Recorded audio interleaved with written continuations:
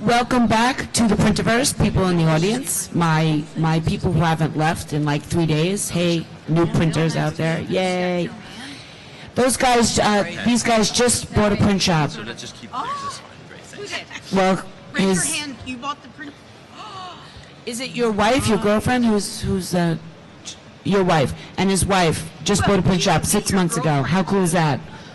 Cool. There she is. I gave her alien antennas. Nice birthday present. Yay. Nice. So congratulations and welcome to the madness, by the way. I'm here to help. Everyone's here to help you. Now that you've now that she's broke. she's got it. Now that she's officially a member of the Printiverse, we're all here to help them. So this panel is called Social Climbing, Reaching the Top One Share at a Time. I don't think there's probably any topic that we have presented at the Printiverse that isn't more in line with my ultimate mission in life, which is to help companies and people connect with other people on the things that they care about, not necessarily, and the important distinction is just because you care about it doesn't mean other people care about it. The important step with social media marketing is understanding what the audience cares about, what your customers care about, what your prospects care about, what people, potential community members, potential evangelists of your products and services are interested in, and then providing them resources and information in any manner to achieve their goal, their mission, their information journey, whatever it might be.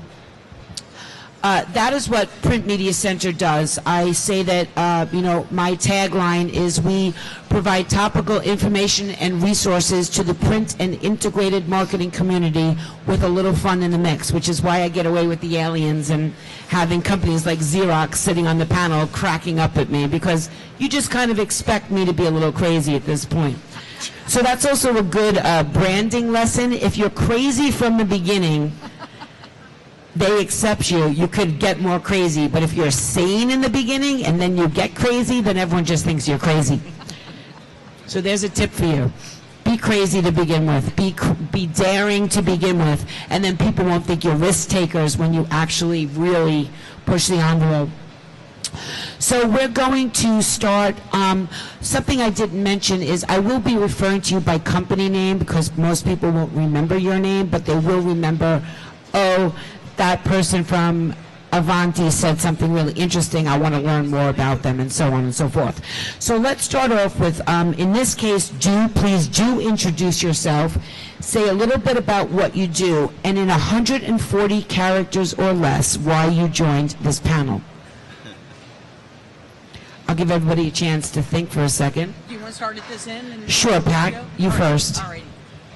Info Trends. So, hi, I'm Pat McGrew. I am with InfoTrends. I'm the Director of Production Workflow.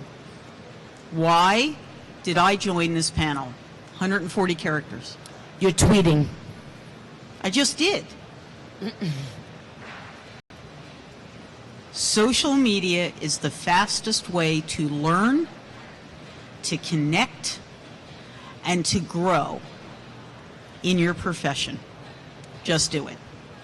Okay, that was it. Now, if you want to elaborate, you could, but that was awesome. Am I allowed to? Yeah, well. Okay. So I work as the Director of Production Workflow. My job is to help vendors and consumers of production workflow products find each other, learn about the market, and my job is really to be an educator, and I'm a longtime social media practitioner. My Twitter handle goes back to 2007. So I'm one of the early ones.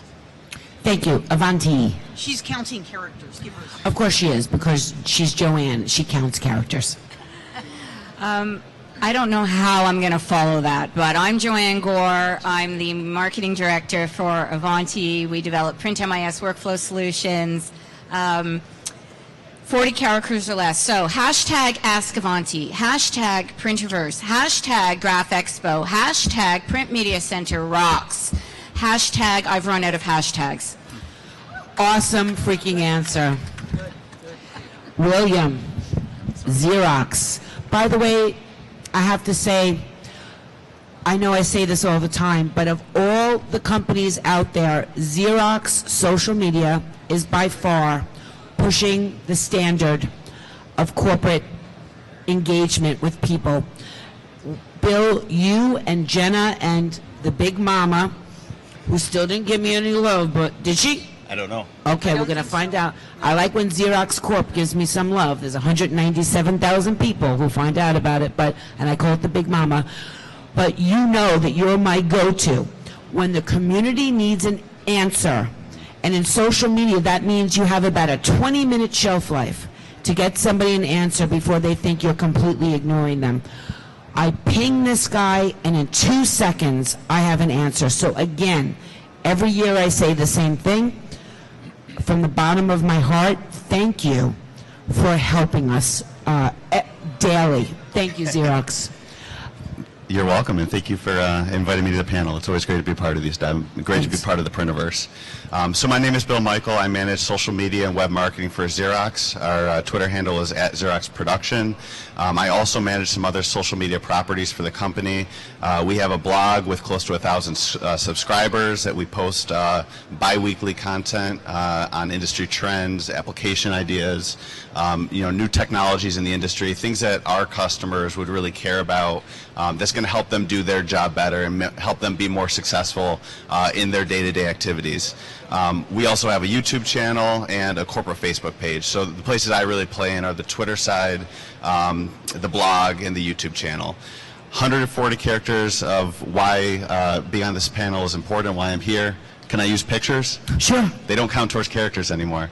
I would say collaboration, the future of communication and knowledge sharing. So send that tweet out. What I mean by that is basically social media is the future of communication. If you have an issue with a consumer product that you have at home, you don't dial on the phone and call the 1-800 number anymore. You just don't do that. You wait on the phone for an hour to try and speak to a live person. You're hitting prompts. You're really frustrated. If I have an issue with anything in my house or any electronics, the first thing I do is I pick up my phone and I tweet to them. And if they don't get back to me in 24 hours, that's a really it's a bad experience for me as a consumer. So this really is the future of how we're going to connect to our customers, and it's more important than ever to be prominent and to be accessible on those channels. And before we get to Morton, I think you just made an excellent point. You have to be a user of social media personally to understand really how to use it for business, because your personal experience in your personal house drives the way you engage with customers from Xerox. So that was a great point. Morton English TV, who basically has started a YouTube channel for print. It's the simplest way I can explain it. But also yesterday, he wrote perhaps the nicest, kindest article I've ever seen written about myself ever, and for some crazy way managed to grasp everything I have been trying to communicate about what Print Media Center does. So from the bottom of my heart, thank you for that, Morton, and please tell everybody seriously about the amazing thing you did, but you're not going to get away. I want that tweet, even though you're from Denmark. Wow. Thank you very much, Deborah. My name is Morten Reitsoft, and I'm from Denmark, so let me start off apologizing for my kind of bad English. Then that is said. I think we are as crazy as you are, Deborah, because we also started out a bit crazy because basically a couple of years ago I was a bit tired of when I was looking for inspiration for running a business in the printing industry. Going to the YouTube, I found either printers who wanted to show their 25-meter long printing machines, or I found adverts from producers of equipment. And I was just looking for some inspiration how to make my business better in the printing industry. So we started something, and to me it's a bit odd to be in this panel because we are product online. We have about 100 of hours of television now. but everything we do is kind of slow.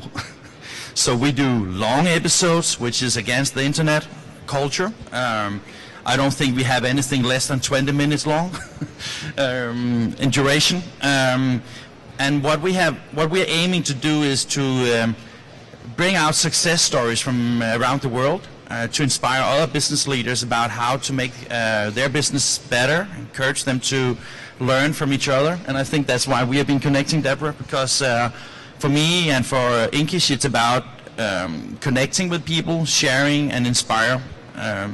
So to ask me to make a 140 character tweet is like asking me to write a Hans Christian Andersen book in 140 characters tweet, which is, in my opinion, a bit impossible. I do, however, want to encourage you to go and see some of the stuff we do. Most of the stuff is from Scandinavia, but all the angles we try to have on our episodes is based on stories that applies to business managers all over the world. And thanks to Deborah, we have got an audience in America as well.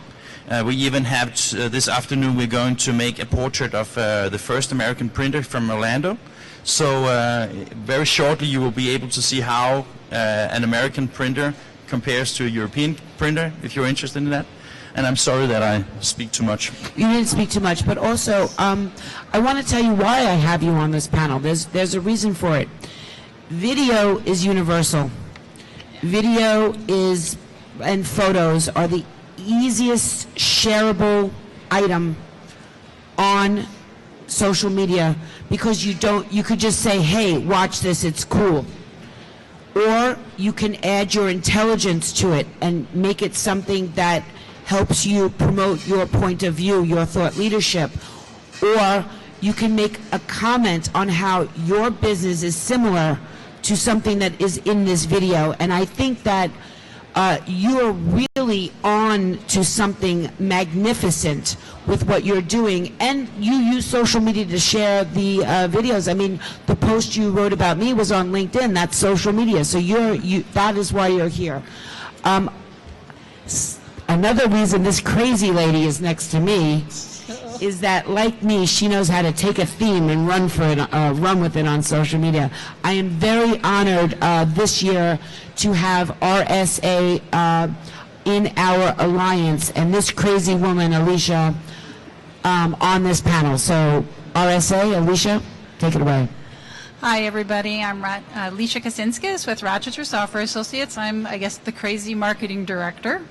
We're a fairly quiet firm. We sell primarily through our partner vendors, so a lot of people haven't heard from us. And once I joined the company about 7 years ago, we weren't quite so quiet anymore.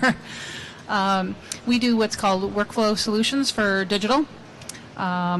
It's everything from transforming legacy data streams. If you think transactional printing, we transform those data streams to print on PostScript printers. It's all production environment, all digital. We have output management software, and then about 15 years ago we came out with Web to Print. Last year we came out with a make-ready product, and this year we're adding on to it, so it's also pre-press. Why I joined the panel, I have sort of an RSA acronym. I guess this is the beauty of going last. It's about being relevant in a resource. It's about saving people, whether it's time or money or basically kind of giving them a shortcut, and being accessible and approachable. So 2 R's, 1 S, 2 A's. Very good. Nice. Make me go last again. Very clever. Social media marketing is one of the topics I speak at events, and a question I like to ask at the start of these sessions is, what do you consider a result on social media? And how do you measure success? Bill, I think I need to start with you on that, since it's really your job to report on this. Yeah, so there's a lot of different metrics that you can use with social media, and it's all the traditional common players, the ones you would assume. So the nice thing about digital marketing is everything is quantifiable. You can always put a metric to anything. So for social media, you can measure, the impressions that you generated with, a tweet, how many views you got on a video, how long somebody stayed on a blog post for, what was the bounce rate. Those are the things that we look at typically to see if it's a good video, a good tweet, a good campaign, a good blog post. But at the end of the day, it's more than that. I think what it comes down to is being relatable. So everything that you do through social media has to be transparent and it has to be relatable. And if you're able to get somebody who took the time to look at what you posted on the web, whether it's a video or a blog post, and they learned something from what you shared, they were interested enough to click on it, and then they actually walked away with something of use to them, some utility. To me, that's what I would really classify as the ultimate goal, the ultimate success. Thank you. And I'll move to Avanti because you just launched a social media initiative. So why don't you tell us a little bit about that, and then tell us how you're going to measure its success, quite frankly. I was actually going to do the opposite. Oh, do whatever you want. So I wanted to add to your points because I was jotting down notes because, if I don't write it down, it's gone from my brain. So yes, reach, impressions, likes, shares, all of that factors in. But I want to look at the engagement level, the conversations that are being had, and who's having those conversations. Is it conversations with our partners? Is it conversations with industry leaders? Sometimes I look at when somebody retweets something, and if it's, let's say, a Pat McGrew, or I'm like, wow, I got a tweet from Pat McGrew, she retweeted, wow, that's so cool. That, I get a little bit of that Hollywood starstruckness. But to Deborah's point, and why I wanted to lead with how we measure first, the discussions and the conversations are what's really important. And we did launch Ask Avanti on, I don't even remember what day of the show it was anymore. Monday. Seems like day 2 here at the Printerverse. So Ask Avanti, hashtag Ask Avanti, which you can add to any social media platform, those of you wondering how to use it. We want to get the print community to engage in these conversations and collaborate. It doesn't matter whether you're just entering it, whether you've been in the industry forever. I like to say experienced. I think we are all experienced on this panel. We have a strong user base. A lot of companies who's monitoring Ask Avanti. Right now, it's kind of me. A surprise.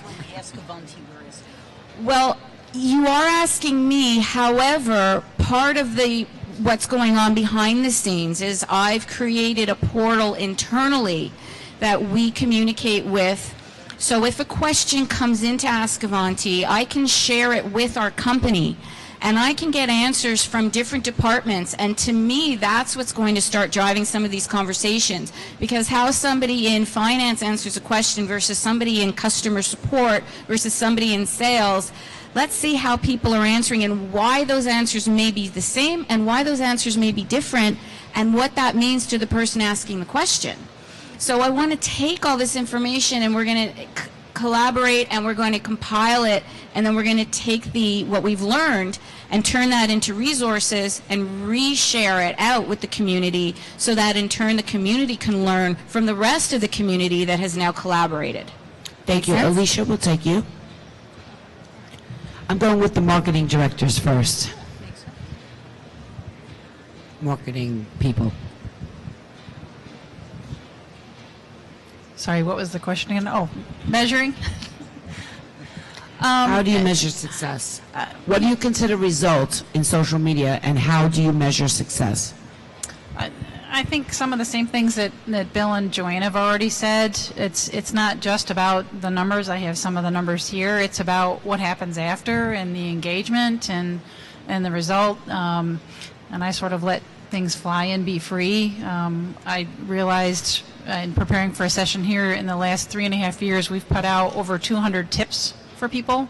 So I said, hey, I'm doing a session on it, and people were scrolling like crazy. So I'm trying to put as much of that out there to make it valuable.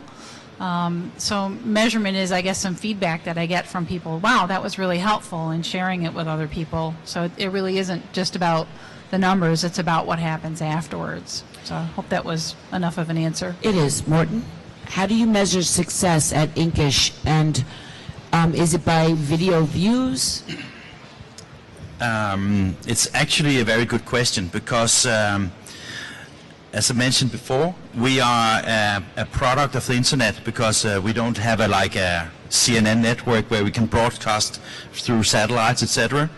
So when we are doing our stuff and we're measuring success, first of all, we don't have any AdWords to support us. So we have decided to go for just the best stories. That means that one of the first film we did was from a very small 5-person bindery in Denmark. And that bindery has won the prize as the world's best book binder. That story, in my opinion, is extremely interesting to see. And, you know, I think about 100 people have seen it so far. Is that a success? I mean, if I were going to sell AdWords on that account, I would probably not even have, I wouldn't even be able to afford the flight ticket here. But it has made a tremendous impact to her and her bindery. So for me, it's, you know, it's the same question as is Justin Bieber, is he a better musician than Joe Satriani? That is an impossible question to answer, basically, because I think that one of the issues we have in this social media thing is that that numbers seems to be a qualifier instead of just seeing it as a quantifier. Right. And in my opinion, it's like the problem is that I like to get likes, right? I think it's the same as you say that it gives you encouragement to continue doing that. If you made the best thing you ever done and only one person, and it's your mom that has seen it, it is not as fun as if Deborah has seen it and shared it in her network, for example, right? So we don't really pay so much attention to measuring on episode. We see how many subscribers we get, because that is more like I think it's more like a sustainable way of measuring if people actually want to be pushed information to us rather than just following a tweet or I mean, not that I don't understand and also appreciate that there's a business model behind that, but we try to be speculating mostly about how to make something that is quality. And you know, the great thing about not selling AdWords, it's only me that decide whether it's good or not.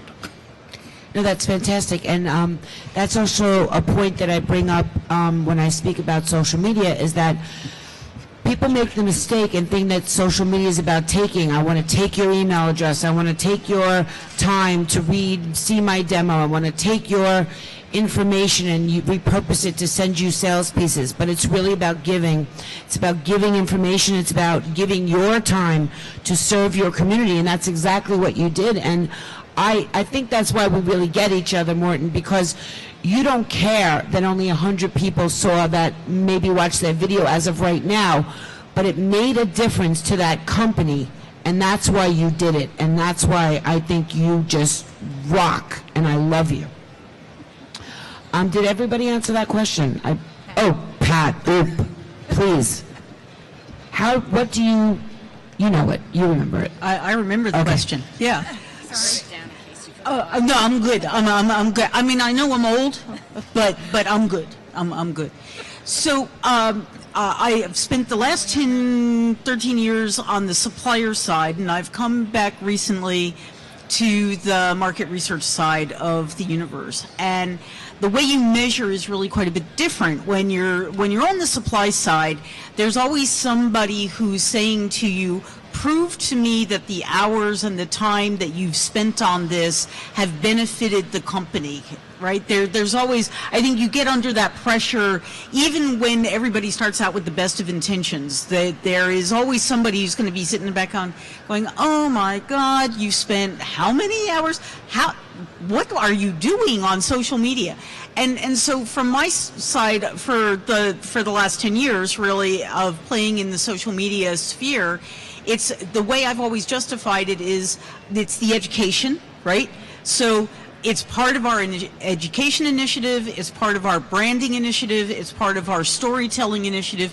It is all of those things that big banners and TV advertising and radio advertising and magazine advertising are not. It speaks to a different group of people for a different reason who are looking for something different in their engagement. And we have to simply recognize there are multiple channels, and it's a really viable channel. So now I've come over on the market research side, or back to the market research side. fundamentally, it's the same story. As InfoTrends as a company has had an interesting relationship with social media. We're active. There are members of the team who are active on Twitter. The InfoTrends handle is more of a retweet handle, much more than anything else. The social media aspect of, say, if you take us over to LinkedIn, we definitely have a presence on LinkedIn as a group, but as individual analysts, right, much more than the InfoTrends brand. You know Jim Hamilton, you know Ron Gilboa, you know Steve Romano, you know the folks who participate. And the value proposition that we talk about inside around social media is that it continues our education mission, right? Because we have three things we do. We run a forecast for our service every year. All of the folks involved each have their own service. We have a forecast. We want to tell you that we have it, and we want to give you the highlights, which we do out to the market at no cost. And if you want the details, you buy it, because you got to live. And then the other things that you do, everything else that we do is really education. And how do we tell people where to go for the education? We tweet, we go to LinkedIn, we participate, and it works. Thank you so much, Pat McGrew. How do you engage with and collaborate with your customers and followers on social media?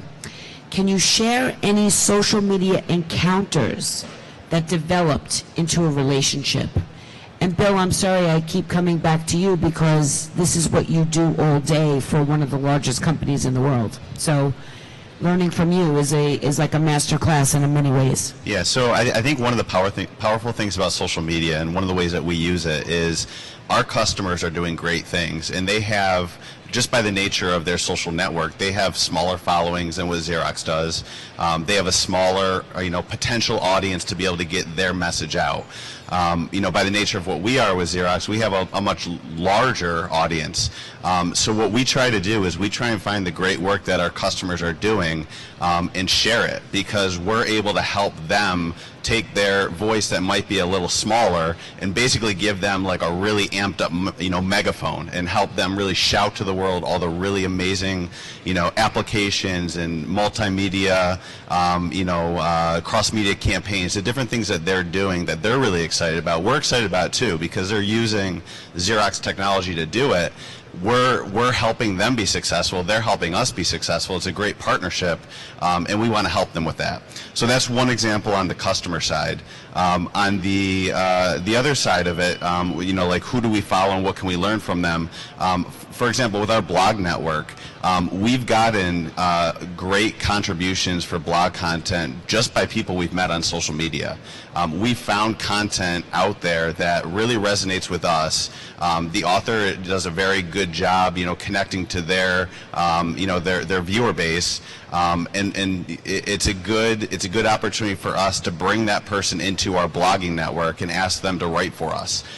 It's turned into, for some people, for those out there that know Matthew Parker, he's a phenomenal contributor over in the United Kingdom. He writes about sales, how companies can really optimize their sales channels. Companies that are in the print space, how they can optimize their sales channels.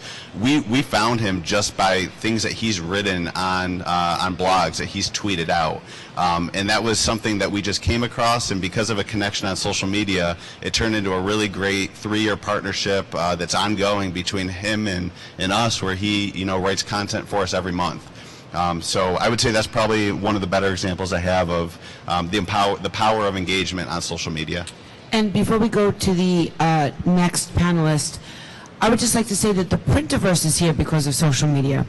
I know all of these companies through social media. I know Bill through social media, and I'm pretty sure you met Matthew through Print Chat on social media. All of my alliance partners are on social media, because if they weren't, I got them on social media so that we could all communicate together. And to echo something you said, I make sure that there is an equal playing field in the Printiverse, and we help the smaller companies with companies like, now look, I have a lot of followers, but Xerox is going to trump me, HP is going to trump me, some of the other ones are have some of the other big companies on this banner actually have less followers than me, and I help them. But collectively, we all raise the reach and profile of everybody, and it's really about tapping into the people that you have like-minded connection with and forming an alliance, which is what we've done here. Who would like to take the question? Joanne, go ahead.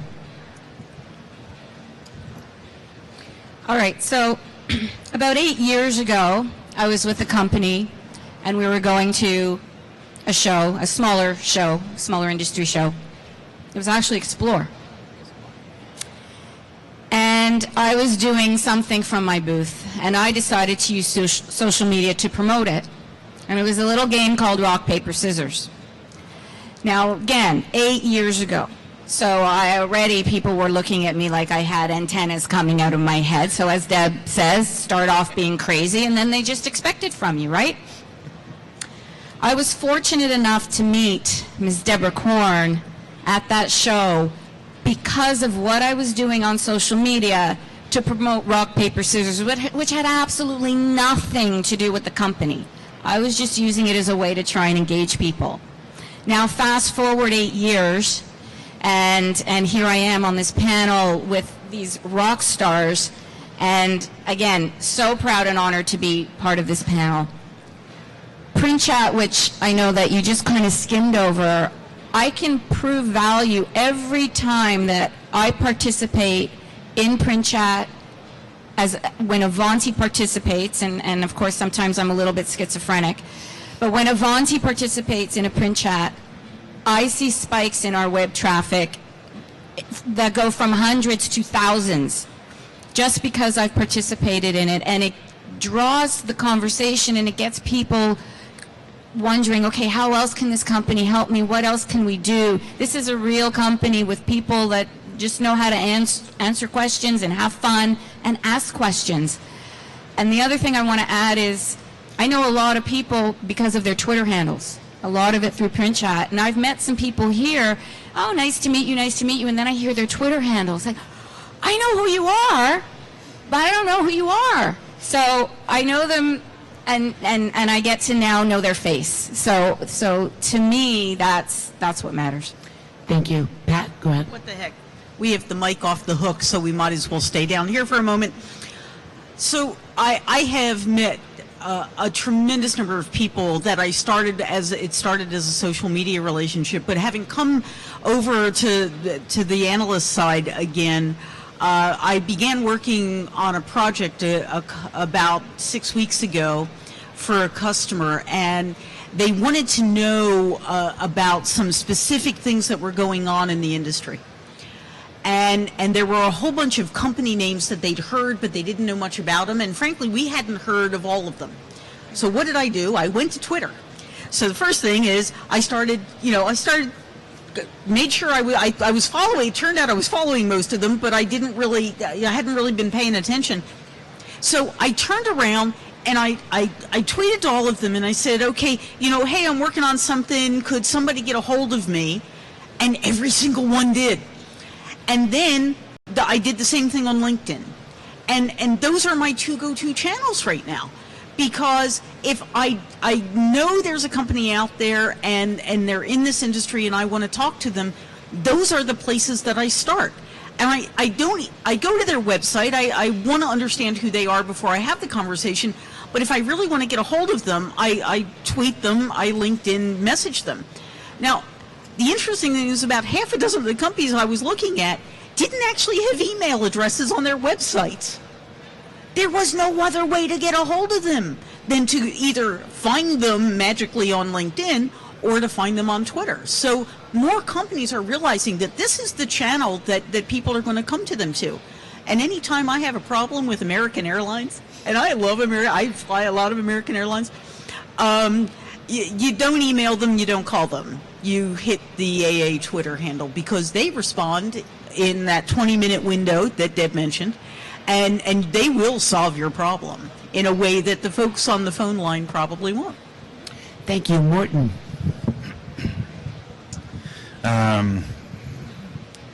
As these rock stars he has also mentioned, The reason why I'm here is because we have engaged through print professionals on LinkedIn. Print production professionals on LinkedIn.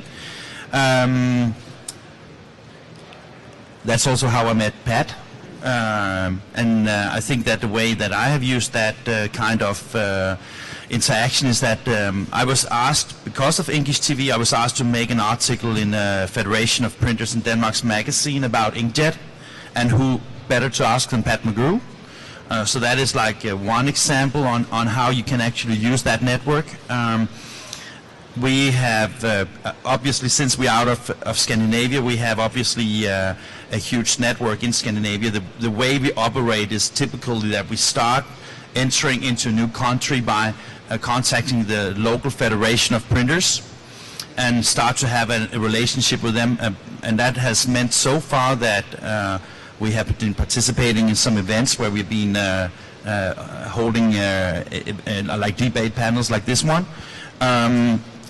And a small story about what that can give in a mutual way is that Norway, I don't know how much you know about Norway. Norway is like, it's a huge country, but it only has like 4.7 million inhabitants there. So it is, I mean, from south to north is about 4,000 kilometers. That is from New York to Los Angeles, just to give you an example. But the density of population is so extremely small, and they have a total of about 300-400 printers in that country. So that's a small country. And they have the same problems as so many other places in the world, that the printing is decreasing. So the Federation decided to print 100,000 painting books and give away for kindergartens, to encourage them to get used to the paper and try to figure out how to build new generations who's interested in paper. And the way we could help them was making a video about that first giveaway. And that has been sent out to literally all kindergartens in Norway, which counts for more than 1,000. And that, of course, doesn't have a direct influence on a TV channel that is about inspiring the printing business. But that helps partners in the network to figure out how to use social media, video, sharing, and basically taking some kind of responsibility for helping this industry in general to grow, not taking so much care whether it's a specific brand or a specific paper or a specific technology, but more the fact that by doing things, we can do things that make this industry a little bit more prosperous than it is for the time being, I think. Thank you so much. Alicia, will hear from you from RSA, and then it would not be a very great social media panel if we didn't take questions from social media, so we have some Sandy Hubbard has been collecting for us. Alicia? Thanks, Deborah. I have answers, I guess, that are the same and different from the other folks. Similar, I think, to Morten, and then different from all of you. Part of it is knowing the audience. We deal primarily with corporate in-house printers. So these are people whose main business is not printing. It would be universities, schools, banks, insurance companies. So they don't tend to be on social media, or if they do, it's their company that's on social media, and they may not even be allowed to. So our channels have been different. I started with LinkedIn. We've had about a 40% growth rate in company followers. In fact, this year we ended up with, I'm looking at my stats here, 270% growth this year in the interactions and things that have come from there. So I'm always putting stuff on LinkedIn because they're corporate-y, even if they're a university. So it's a different channel for us. But it's also about bringing to light their successes. We had a print chat, I think, about this a few weeks ago. In a lot of ways, they're kind of the underdog. You know, they toil literally in the basement. So people haven't told their story before. So they're very grateful to have their story told. But it also helps influence the industry and highlight their successes so that they know that it's going on, so they aren't toiling in obscurity. Is that kind of what you're looking for? Yeah, no, and you brought up a great point, that all channels are not right for all messages. All channels are not right for all businesses. And right channel, right message is like, you know, sending the right offer at the right time for someone looking to buy a car. You know, you're going to hit the jackpot for it. But just because you have a social media message doesn't mean it's the same message on LinkedIn. It's not the same message on Facebook. It's not the same message on Twitter. It's very important to understand in the social sphere the role that all of these channels play. Sandy Hubbard. Well, that really leads into a question that our folks at home want to know. Many of them on Print Chat are connected to both your personal accounts and the companies that you're working for. And when you talk about being crazy, a lot of our personal accounts are kind of our personalities, and then we have to honor the personality of the company that we're representing. Can you talk a little bit about how you develop a corporate personality and can express it in either 140 characters or how you express it on any channels? Thank you so much. Yeah. I won't have any more time. You don't have to say it in 140 characters, but how do you get your corporate, how do you develop your personality? Sometimes when I speak at events, the first question I ask anybody who's going to start social media is, if your company was a celebrity, who would it be? And if they don't have an answer for that, then they don't know who they are, because every celebrity is a brand. Pat. InfoTrends would be Jeff Goldblum. So I've worked for, as I said, supply side, and I've worked for, market research and corporate Twitter handles. They're always managed very specifically. It's what Bill does. He makes sure that the brand is well represented, that it's tweeting appropriately, it's participating appropriately, and that's the way it should be. I have never owned a corporate Twitter handle, and I've never created a separate persona. My @PatMcGrew, it's me. And if you're following me on Twitter, you're going to get whatever I think is cool, and that's whatever I think is cool at this show, the last show I was at, whatever I read. You're probably going to get more than you want about cars, F1, but technology, printing technology, software technology, 3D printing technology, because those are all really, they're interesting to me. And I've never made the distinction between my professional life and my personal life, and I know some people have to and are required to by their companies. I've been blessed that I've never been forced down that route. And some of it comes down to a trust between the company that you work for and you as an individual. And when people abuse it in a company, I think that then, you have to put down the hammer. But I've been lucky that I haven't had to.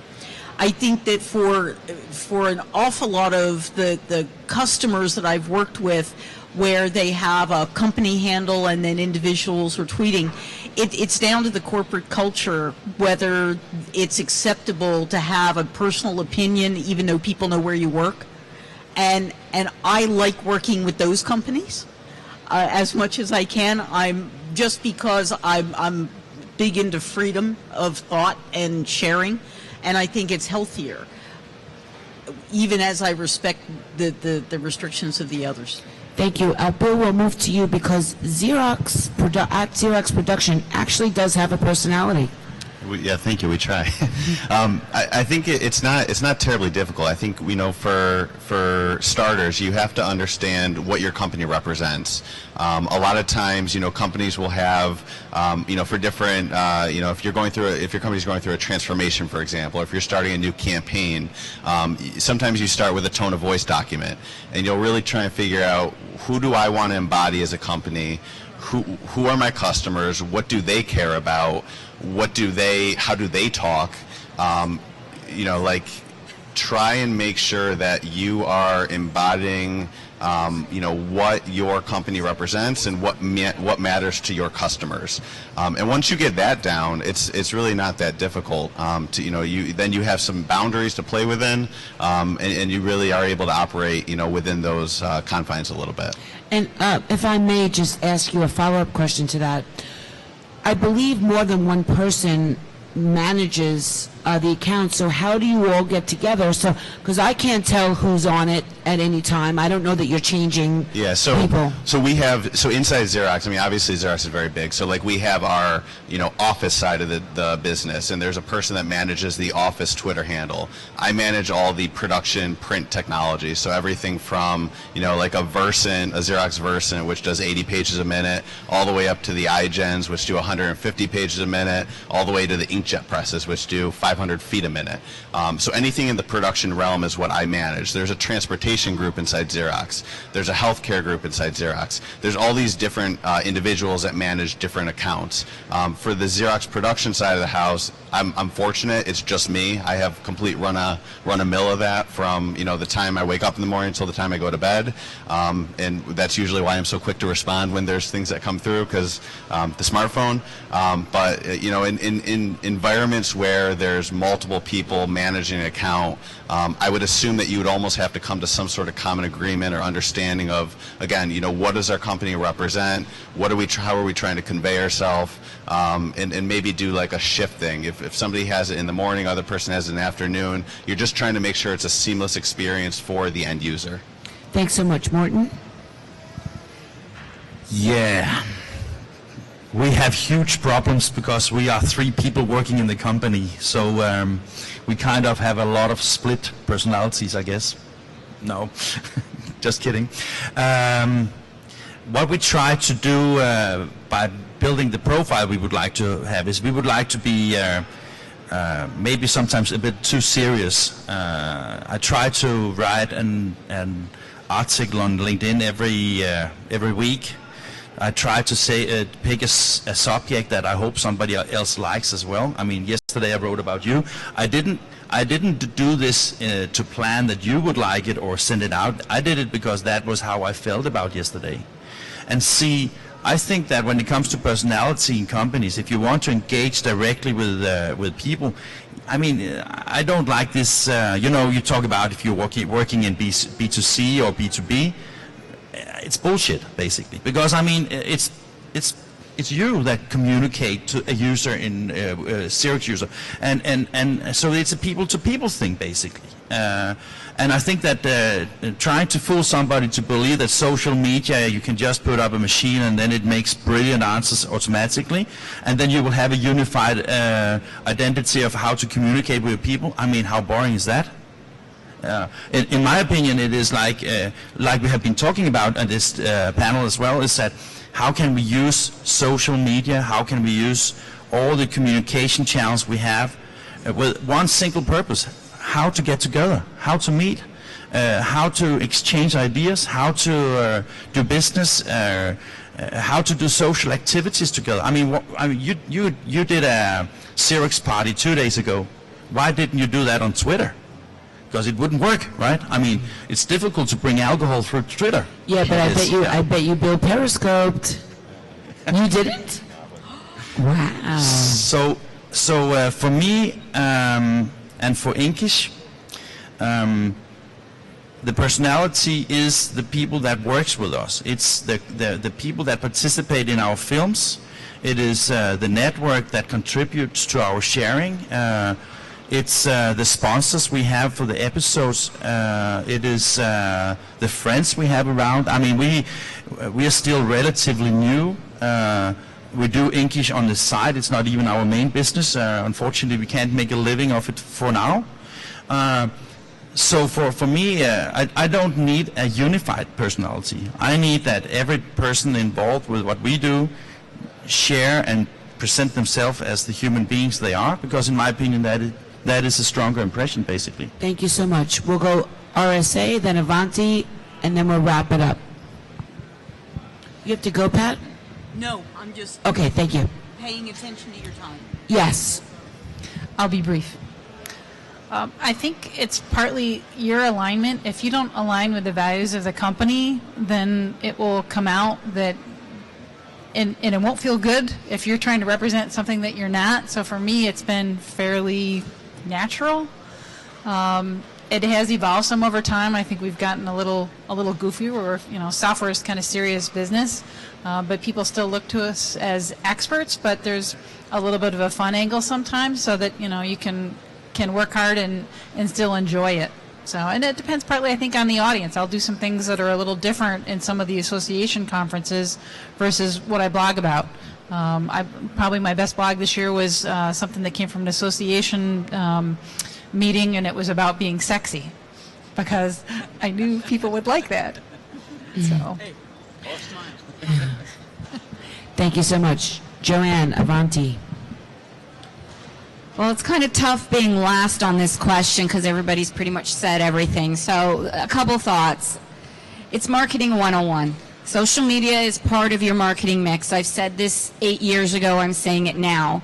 You need to be smart about how you use it. You need to know who your audience is and where they congregate. If they're on Facebook, you have to be on Facebook. If they're on Snapchat, that's where you are.